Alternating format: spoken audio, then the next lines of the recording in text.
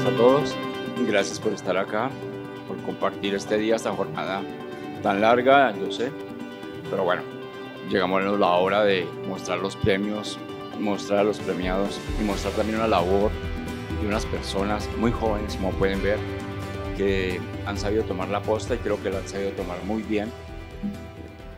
Se analizaron una buena cantidad de trabajos. Este momento es tal vez el momento de mostrar el fruto de esa labor de estas personas que han sido señaladas como los finalistas de estos trabajos y un ganador. La primera inquietud que me nace con el trabajo de ustedes, dándoles la bienvenida, es ¿qué los motiva a ustedes como jóvenes periodistas a hacer periodismo en los actuales contextos? Hola, buenas tardes. Bueno, primero la motivación para hacer periodismo, o por lo menos periodismo de investigación, como es este tema de los líderes en vía de extinción, es precisamente que todos los días vemos que asesinan líderes, todos los días vemos cómo aparecen cifras de organizaciones, incluso del mismo gobierno, de las mismas organizaciones de líderes, reportando a sus muertos, pero no hay una consolidación, no sabemos exactamente qué está ocurriendo. Entonces, por ejemplo, en mi caso, partí con pues, la frase del entonces ministro de Defensa, Luis Carlos Villegas, de a los líderes sociales los amenazaban por un lío de faldas. Digamos que en parte también tiene que ver como mi ideología que no me permitió creer esa hipótesis. Entonces yo dije, sinceramente, o sea, por eso no los están matando, algo tiene que estar ocurriendo. Entonces en el transcurso de la investigación empezamos a ver, pues esta es una investigación que parte del país, que tiene un apoyo de Conectas, financiero y también editorial, y también el apoyo de IRLI, que es una organización que hace análisis de datos. Entonces empezamos primero con ese conflicto de qué tipo de datos vamos a escoger, qué referencias vamos a tener. Empezamos a encontrar eso que les decía, hay cientos de organizaciones que tienen miles de cifras, todas son sorprendentes, todas son dolorosas. Nosotros decidimos arrancar con una base que solicitamos a la Fiscalía General de la Nación, que tenía muchas variables. Empezamos a hacer ese análisis de datos, descubrimos, bueno, no tanto descubrir, pero identificamos cuáles eran esas zonas donde estaban asesinando más líderes, encontramos que eran más los hombres. Sin embargo, digamos que un dato que es como, que sí es descubridor allí, es que para esa época el resultado de la investigación daba que los líderes sociales que eran más afectados por la violencia eran los líderes comunales. No solamente el presidente de la Junta, sino que también eran las personas que hacían como secretarios, como veedores, como fiscales, cualquier tipo de líder que estaba relacionado con una Junta de Acción Comunal. Cuando empezamos a hacer también este trabajo ya en el terreno, descubrimos que no era simplemente saber por qué habían matado a esos líderes sociales, porque lo que ellos dicen es, esa es una manera de justificar a quien los asesinó, saber por qué los mataron. Claro, lo mataron porque estaba denunciando, lo mataron porque quería cambiar las condiciones de su comunidad. Entonces empezamos a buscar qué pasó en ese territorio donde mataron a un líder, que es el resultado final de la investigación nuestra, con videos, con fotografías, con las historias, acudiendo a esos lugares donde encontramos a esos líderes, presidentes, secretarios, veedores, jóvenes que estaban haciendo procesos de resocialización a través de la cultura, del deporte. Empezamos a encontrar ese vacío que quedaba allí, empezamos a encontrar que las familias tenían miedo, que las familias no querían hablar, empezamos a encontrar que no había más liderazgo, que el liderazgo prácticamente había muerto en ese territorio, y ese es el resultado intangible de la investigación Líderes en Vía de Extinción, que sería muy bueno pues que lo miráramos un poquito. Nosotros presentamos 4 capítulos, además de eso nosotros también presentamos entrevistas con el fiscal general, que hasta ese momento no había hablado sobre el tema de los asesinatos de líderes sociales. Fue una entrevista pues prácticamente en exclusiva, donde por primera vez él reconoció que esos líderes eran el último bastión de la legalidad en esos territorios, que eran esas personas que eran el último enlace donde el Estado jamás había llegado, y empezó a identificarse también algunos patrones, porque hasta ese momento el Estado, el gobierno, ninguna organización aceptaba que habían unos patrones, y que pues por eso uno puede incluso hablar de un exterminio del liderazgo social. Buenas tardes a todos y todas. nuestro especial periodismo en tiempos de posacuerdo es, digamos que nace en la necesidad de velar un poco sobre esa labor periodística en toda la totalidad del territorio nacional y entendiendo de alguna manera que el periodismo contribuye a la construcción de un país más democrático y de tener colombianos informados que tomen que tomen decisiones informadas, y pues uno podría esperar así que pueden tomar mejores decisiones. En ese sentido, ese es nuestro foco central, velar porque las historias de estos reporteros zonales, regionales, se conozcan y de alguna manera pueda contribuir a que el estado de las garantías para la libertad de prensa y la labor periodística pueda desarrollarse de una manera más óptima en sus regiones. Gracias, Carlos. Buenas tardes, todos y todas. Me place mucho acompañarlos otra vez aquí. Espero que no se aburran, escucharme otra vez.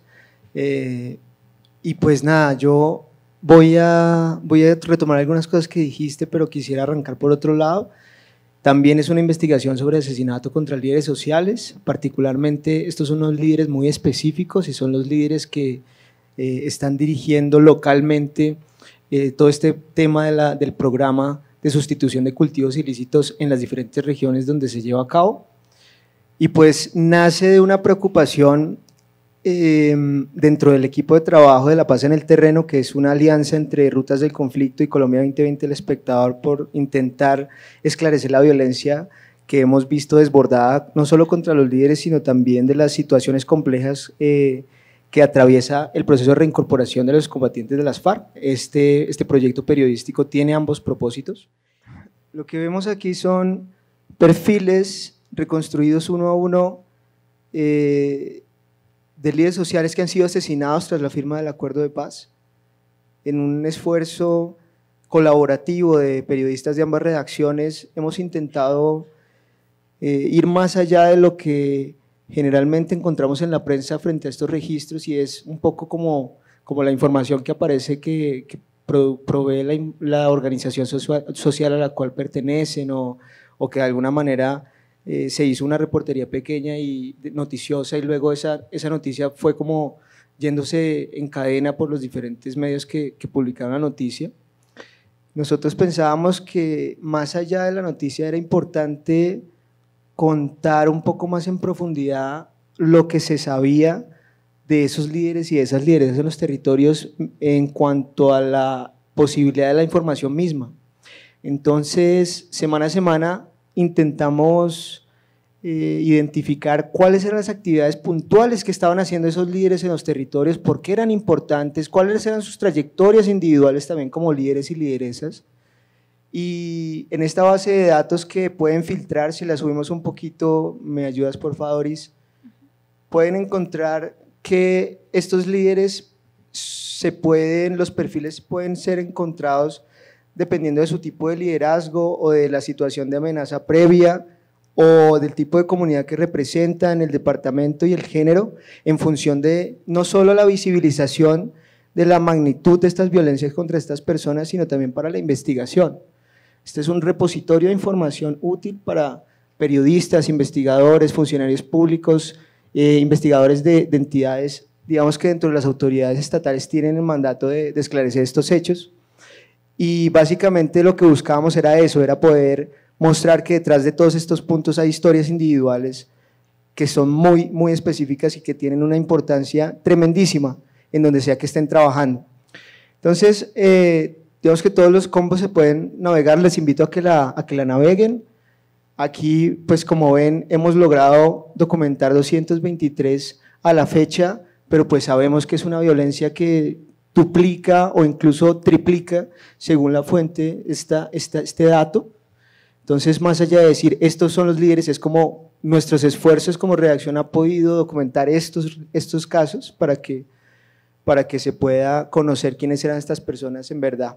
Entonces, preguntándole a sus familias, preguntándole a las comunidades a las cuales representaban, preguntándoles a las organizaciones también que integraban, intentamos como recapitular y rescatar estas historias y dejarlas disponibles ahí también como un ejercicio de datos abiertos para quien quiera luego cruzar esta información.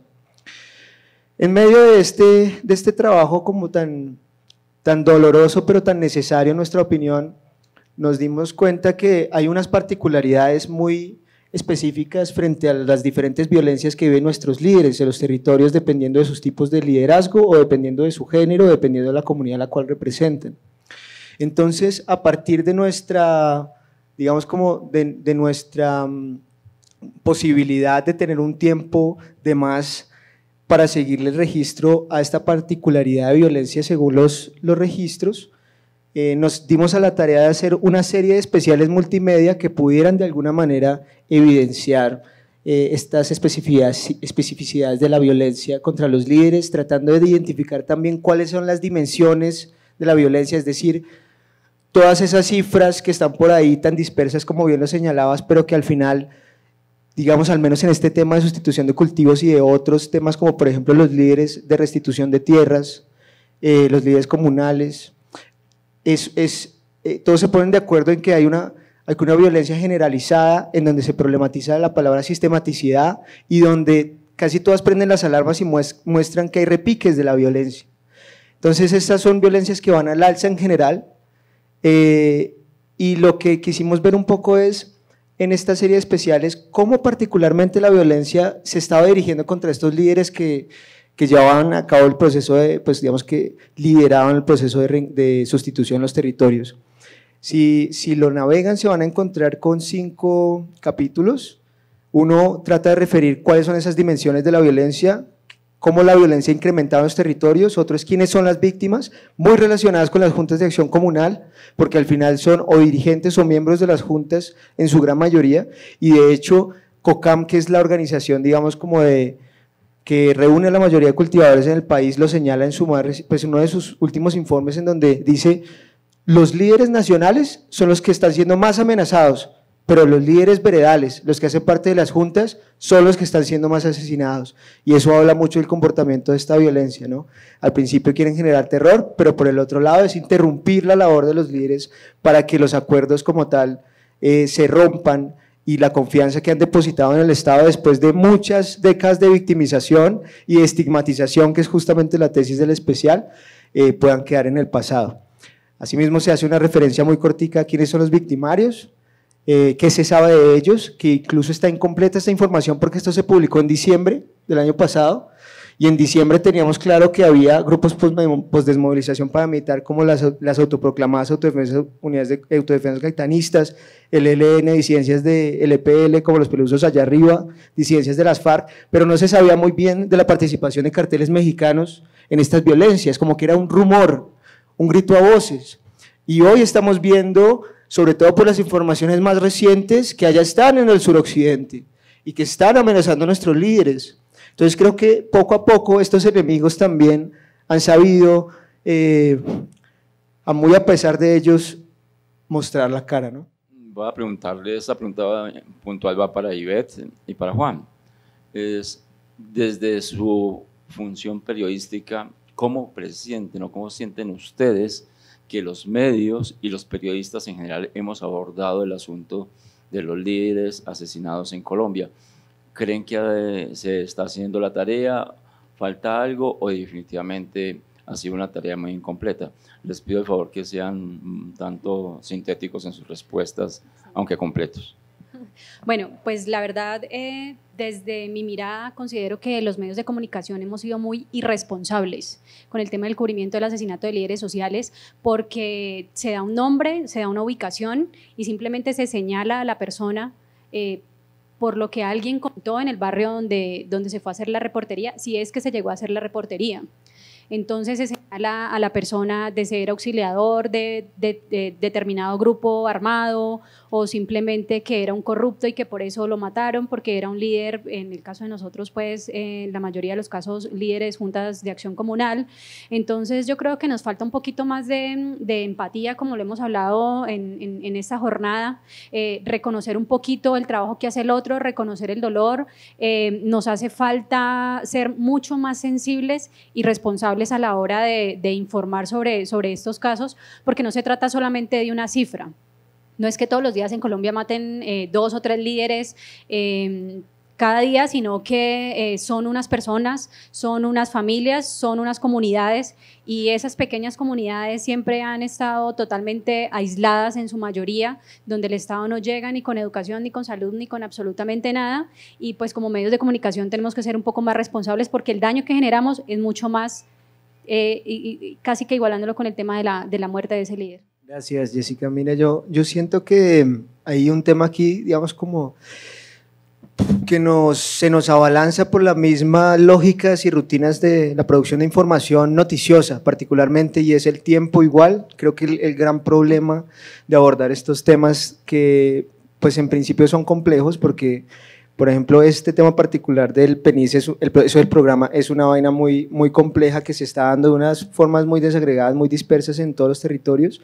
Y además de eso, en el tema de líderes particularmente, la noticia nos deja muy poco espacio y muy poco tiempo para realmente saber quién era esa persona y por qué era importante.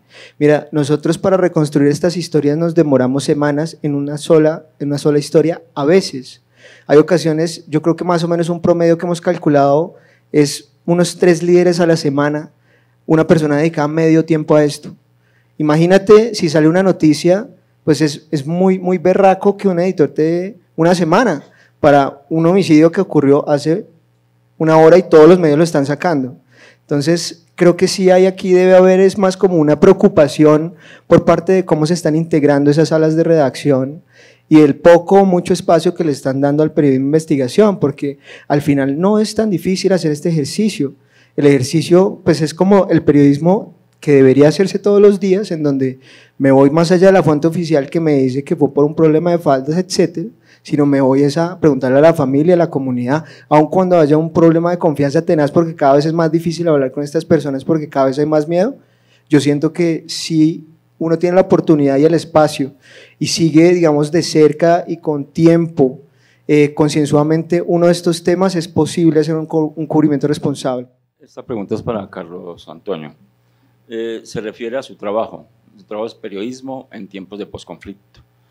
En su trabajo usted aborda las dificultades que tienen los periodistas para realizar su labor periodística.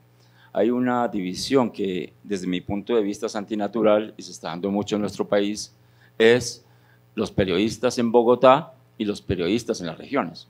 Los periodistas en Bogotá tienen una agenda y ven el país como desde un balcón, y los periodistas de las regiones en muchas situaciones están en el horno. Ellos de hecho son también punto de mira de los diferentes actores encontrados de este conflicto que parece que no tenemos de dónde viene el fuego. Yo quisiera preguntarle a usted, a partir de su proceso, ¿cómo se traduce esa división antinatural entre el periodismo en Bogotá y el periodismo que se hace en las regiones, y cómo afecta eso la seguridad y sobre todo el ejercicio periodístico en cada uno de estos contextos? Bien, primero quisiera hacer la acotación. Este no es un trabajo individual, sino realizado desde la Unidad de Investigación Periodística del Politécnico Gran Colombiano. Aquí se encuentra mi equipo periodístico, María Angélica, Valeria y Felipe, y también en contribución con una diseñadora gráfica, María Juliana Castillo, y Daniela Pascagasa, que fue la realizadora audiovisual. En efecto, cuando hablábamos con los periodistas de región, al unísono nos decían que ellos no se sentían frecuentemente identificados con las agendas de los medios, y que normalmente se sentían usados, que los medios van a una región normalmente cuando hay un hecho de violencia, y de resto la región es invisibilizada.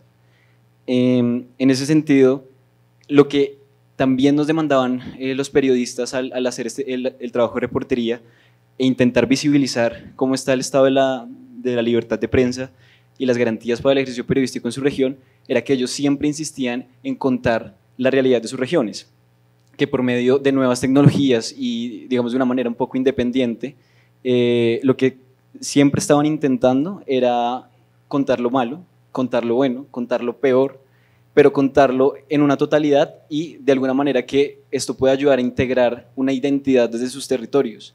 Cuando las personas pueden sentir identificadas en los medios, en la televisión, en la radio, se sienten cohesionadas y se sienten parte de una nación.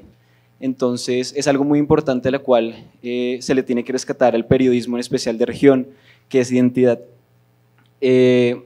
Sí, también hablando un tema de seguridad, el periodismo efectivamente en región sufre unas características en las cuales están al acecho de múltiples actores de violencia. Estamos hablando de guerrillas, estamos hablando de disidencias, pero no solamente digamos que las que son obviamente violentas en un sentido explícito, sino otro tipo de violentaciones como gobernantes de región que no les permiten a los reporteros, a los periodistas, sacar notas que no les convengan al gobierno de momento.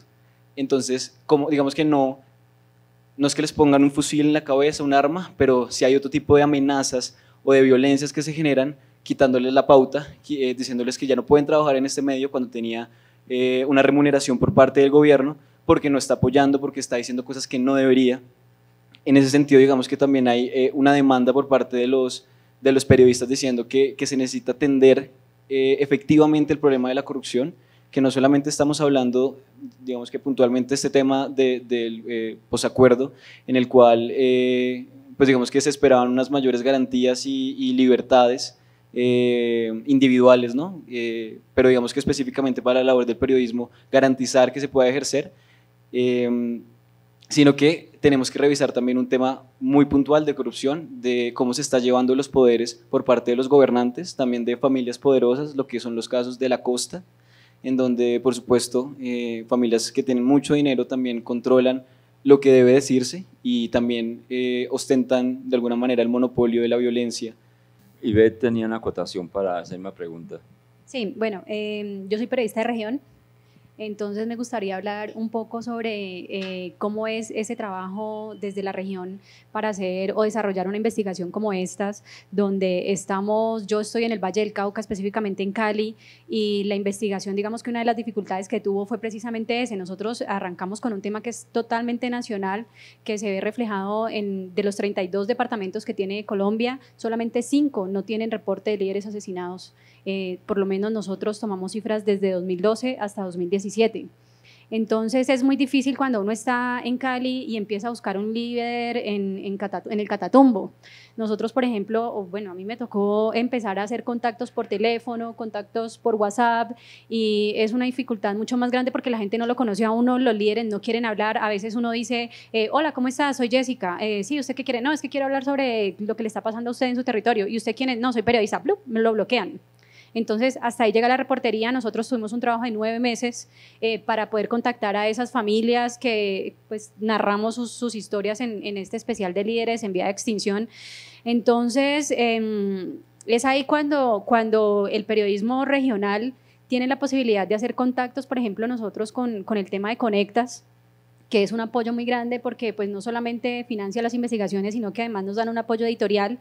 Y nada, los periodistas debemos tratar de entender que hay que trabajar en una red, que es un periodismo colaborativo del que hemos hablado también en el transcurso de esta jornada, y es de la única manera que vamos a sobrevivir. El periodismo que yo llamaría periodismo neuronal, tomándolo, de hecho ya hay en la administración de empresas ya hay un concepto que es la administración neuronal, y creo que el periodismo debe hacerse así. De hecho lo estamos haciendo, ya se ha resaltado en el día de hoy en un par de intervenciones este tipo de periodismo.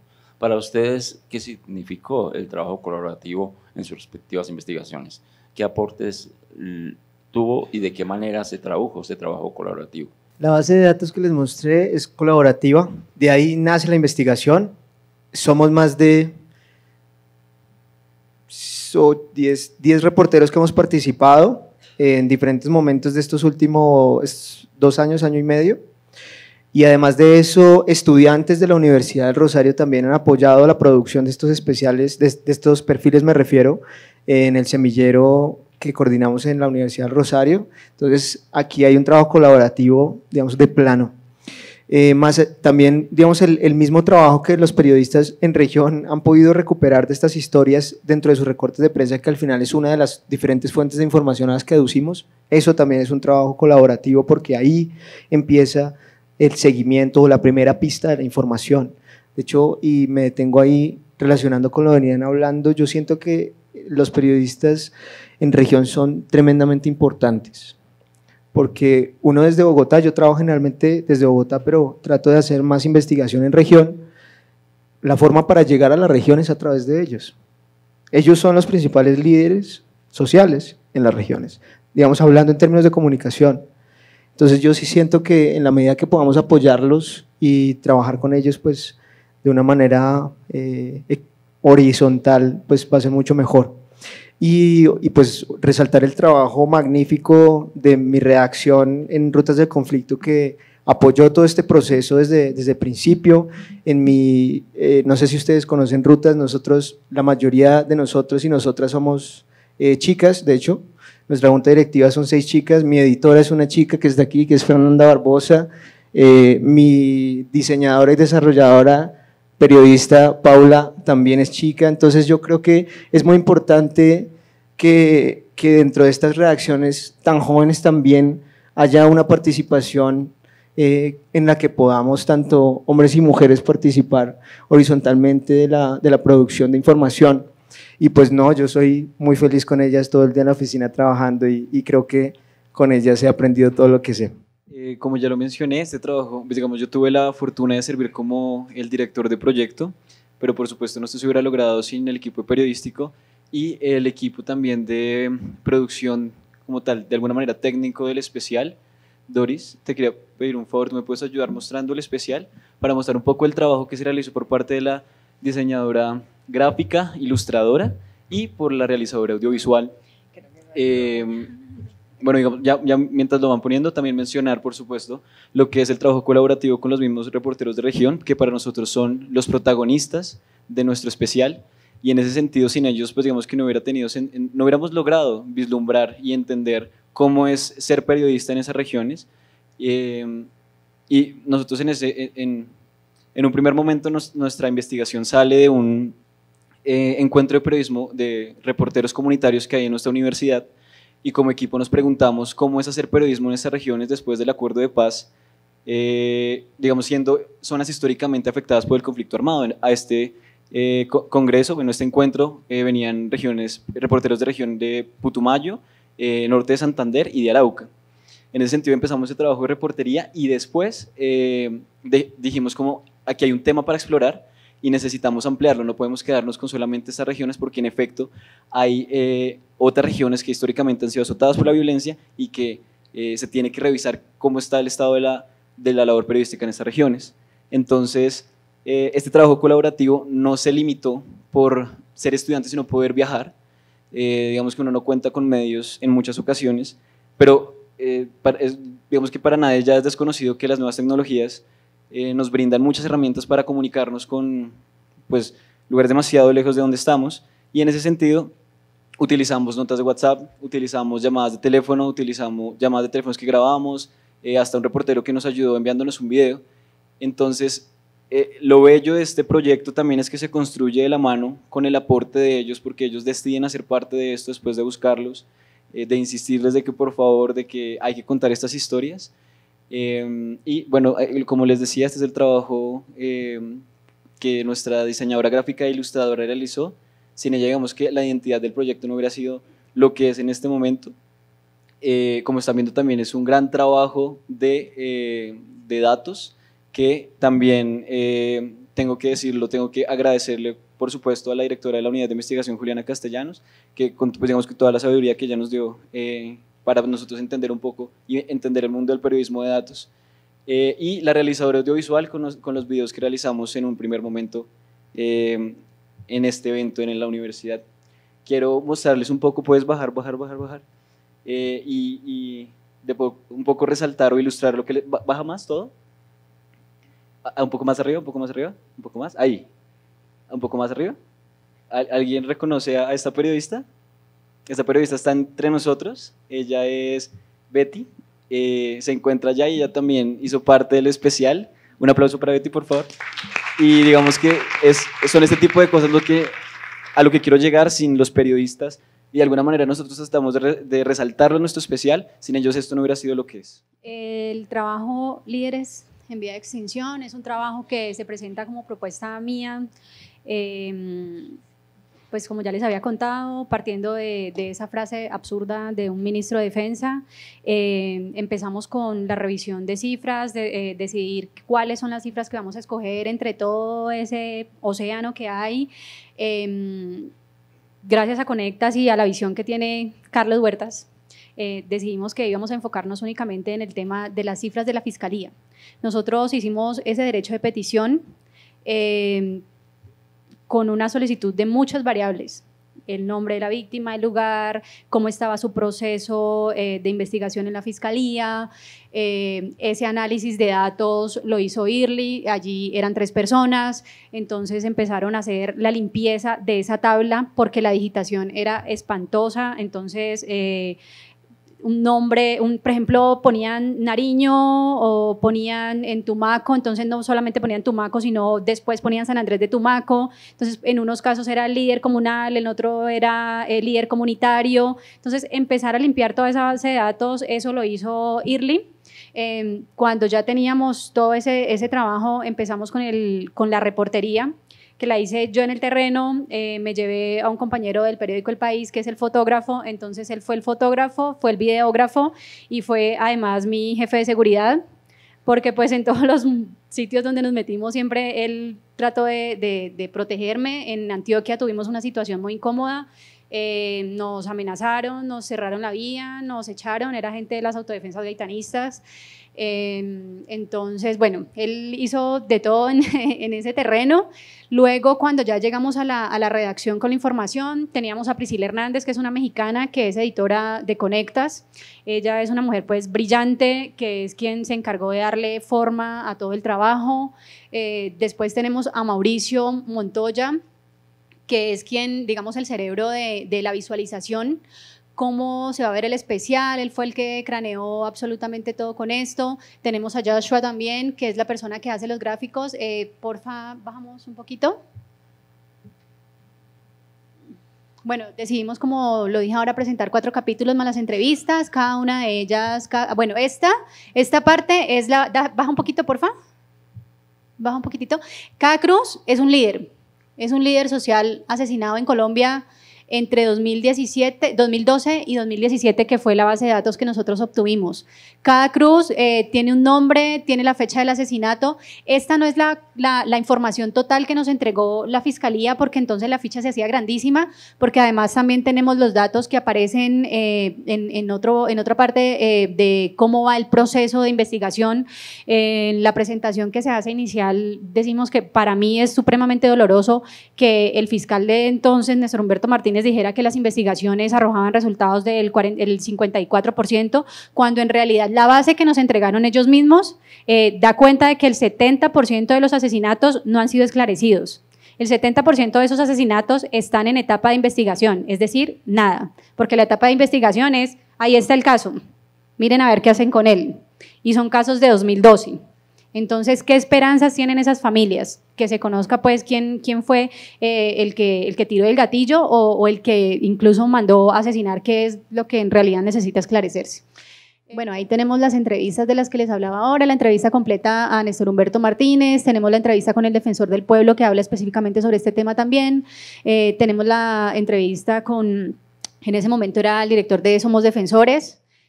Quisiera saber de ustedes, que tienen un trabajo multimedia fundamentado en las bases de datos, que además es un periodismo con rostro humano, que creo que es lo fundamental por encima de la multimedialidad y de las bases de datos.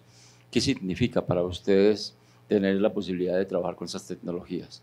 ¿Cómo los ha potenciado o cómo de pronto también los ha coartado para poder realizar otras cosas que tenían en mente?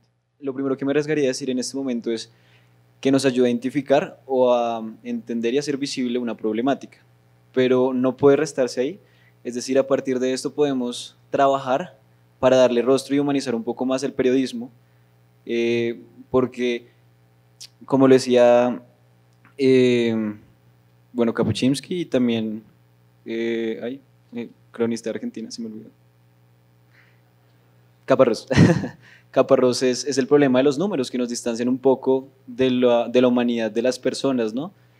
Podemos decir que hay mucha gente que está sufriendo de hambre, pero pues en realidad solo se humaniza si tratamos con esas personas en los territorios en los cuales no hay acceso a la comida, por ejemplo. Entonces, para nosotros es fundamental en periodismo en tiempos de posacuerdo tratar con bases de datos. De alguna manera nos ayuda también a comparar cómo diferentes instituciones están llevando registros sobre las amenazas o sobre los asesinatos. Si miramos lo que dice la FLIP en el 2017, es que se asesinó a un periodista en Cauca y la Fiscalía dice que se asesinó a un periodista en Norte de Santander. Uno se pregunta por qué las instituciones en un mismo año no coinciden en ni siquiera el número de muertos. Es un país en el que no tenemos certeza de nuestros muertos. En el 2018, por favor, ¿puedes cliquear en 2018, Doris? Ahí abajo, ese. Tenemos que la FLIP registra 3 casos en Nariño y la Fiscalía un caso en Bolívar. Seguramente ustedes recuerdan a qué hace referencia esos 3 casos que registra la FLIP. En el 2018 fueron los periodistas que fueron asesinados por el Frente Bolívar Sinestierra en Nariño, en Tumaco, si no me equivoco son periodistas del diario El Comercio. Y uno se pregunta cosas como por qué la Fiscalía no tiene en cuenta estos 3 casos cuando sucedieron en el territorio nacional. Nosotros llamamos y preguntamos y una de las cosas que nos dijeron fue: es posible que sí hayamos contemplado este dato, estos 3 asesinatos, pero es muy probable que esté subcategorizado, entonces esté de alguna manera en otra lista o en otra lista de alguna manera. Entonces sigue pues uno preguntándose la certeza, digamos no tenemos certeza a veces en el número de asesinatos, ¿cómo sería la certeza en el número de amenazas? Que puede ser un poco más intangible de alguna manera. La tarea de clasificar para filtrar es natural y necesaria. Ayuda a identificar unos patrones y hacer evidente la magnitud por categorías. Sin embargo, también es evidente que lo que ocurre es que las violencias intersectan y cada una de esas víctimas lo es por razones que se cruzan. La pregunta es, ¿cómo enfrentar el reto de esas relaciones de manera que logremos ver la complejidad de lo que ocurre en el país? Bueno, pues nosotros con el ejercicio que hicimos pudimos evidenciar, como lo he dicho a lo largo de esta charla, que los líderes sociales no son simplemente, o sea, no es cualquier persona la que están matando, o por lo menos en esa base que nosotros encontramos, son líderes de juntas de acción comunal. Eso ya le da un significado importante a un hecho que está ocurriendo, a un hecho que todos los días es noticioso. Yo creo que esa categorización nos permite darle rostro, no solamente que se convierta en una cifra y que sea pues el tema de la base de datos que nosotros empezamos a crear, a limpiar, a organizar, sino que a esos datos siempre hay que tratar de darles un rostro.